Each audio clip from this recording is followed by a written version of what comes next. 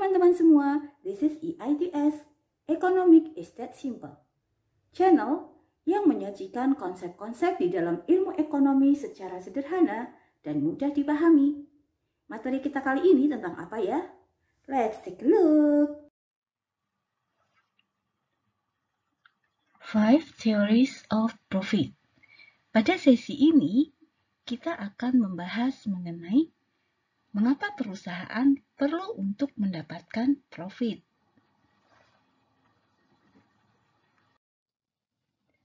Sahabat EITS, ada 5 teori yang menjelaskan mengenai mengapa perusahaan itu perlu atau layak mendapatkan profit. Yang pertama adalah risk-bearing theory of profit. Lalu yang kedua, frictional theory of profit, monopoly theory of profit, yang keempat, innovation theory of profit, dan yang kelima, managerial efficiency theory of profit. Baiklah, kita mulai dari yang pertama, risk-bearing theory of profit. Teori ini dikemukakan oleh F.B. Hawley, yang bertitik tolak dari anggapan bahwa perusahaan atau mereka yang memiliki kemampuan untuk menanggung atau mengambil risiko dalam produksi dinamis memiliki alasan yang kuat untuk mendapatkan imbalan yang disebut sebagai keuntungan. Nah, keuntungan merupakan harga yang dibayar masyarakat untuk menanggung risiko. Nah, artinya apa di sini?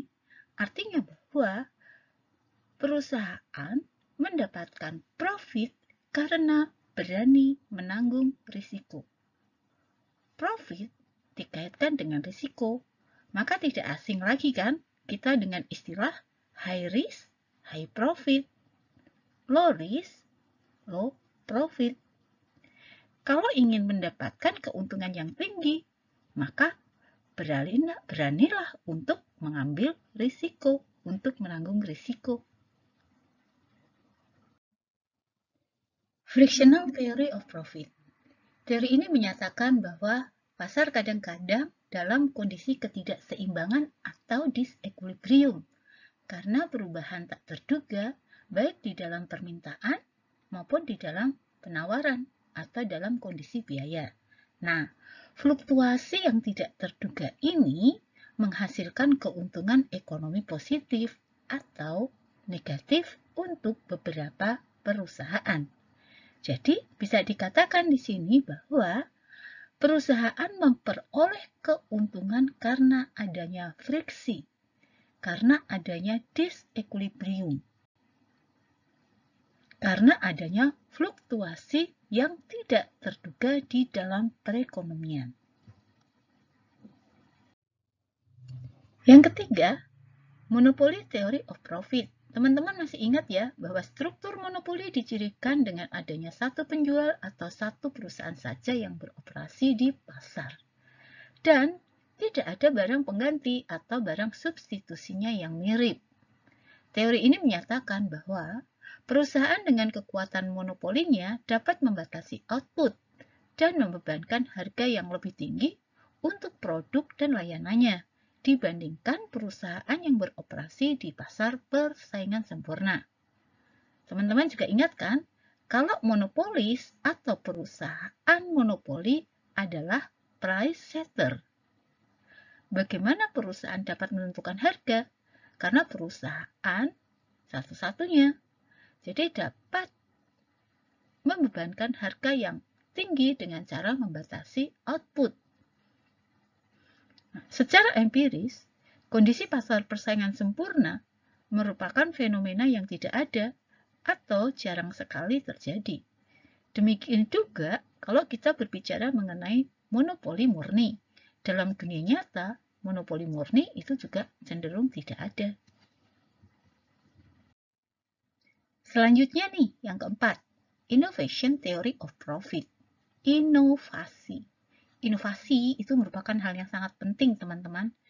Teman-teman tahu kan ada buku dengan judul Innovation or Die. Itu kan menunjukkan bahwa perusahaan itu memang harus selalu berinovasi. Atau kalau tidak mau bisa mati, bisa kalah di dalam persaingan. Nah, innovation theory of profit ini mengatakan bahwa perusahaan memperoleh keuntungan jika inovasinya berhasil, baik dalam mengurangi biaya produksi secara keseluruhan atau meningkatkan permintaan produknya. Inovasi ini dapat terjadi pada berbagai aspek, bisa aspek produksi, bisa aspek proses, bisa terkait dengan bagaimana mendelivery atau menyampaikan produknya kepada konsumen, dan lain-lain. Jadi, di sini sebenarnya kita bisa mengatakan bahwa inovasi inilah yang memberikan keuntungan bagi perusahaan. Karena adanya inovasi ini dapat menyebabkan perusahaan menjadi lebih efisien atau menjadi berbeda dengan perusahaan yang lain. Yang terakhir nih sahabat EITS, yaitu Managerial Efficiency Theory of Profit. Perusahaan dengan tingkat efisiensi rata-rata memperoleh tingkat pengembalian rata-rata pula.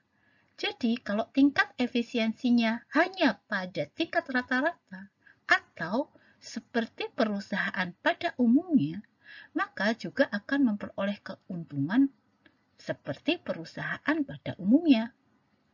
Nah, jika perusahaan dengan keterampilan manajerial yang lebih tinggi dan memiliki tingkat efisiensi produksi yang lebih tinggi dibandingkan perusahaan lain, maka akan dikompensasikan dengan keuntungan yang lebih tinggi dibandingkan keuntungan perusahaan pada umumnya. Jadi kalau memiliki tingkat efisiensi yang lebih tinggi dari perusahaan pada umumnya, juga akan memperoleh keuntungan yang lebih tinggi dibandingkan perusahaan pada umumnya. Maka, teori ini juga disebut sebagai teori kompensasi keuntungan atau compensatory theory of profit. Jadi perusahaan mendapatkan kompensasi yang lebih tinggi ketika perusahaan dapat menjalankan usahanya dengan tingkat efisiensi yang lebih tinggi dibandingkan perusahaan pada umumnya.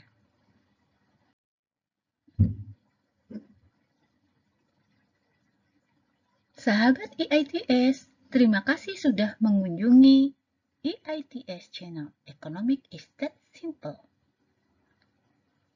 Jangan lupa ya, like, subscribe, dan share. Bye, see you next.